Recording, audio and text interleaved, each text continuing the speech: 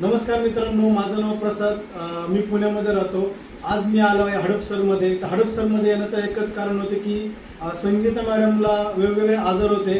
तेच सांगतील की त्यांना काय काय आजार होते, अमृत ज्यूस घेण्याच्या आधी काय आजार होते आणि अमृत ज्यूस घेतल्यानंतर ते आजार कसे बरे झाले. यस मॅडम, तुमचं नाव सांगा.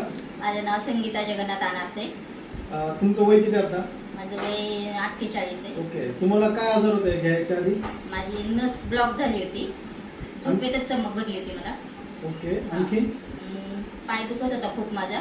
असं उभं राहिलं ना की स्वयंपाक करू तर सुद्धा उभं राहता येत नव्हतं मला. खूप त्रास व्हायचा. नंतर मी औषध घेतलं, मग खूप छान वाटलं.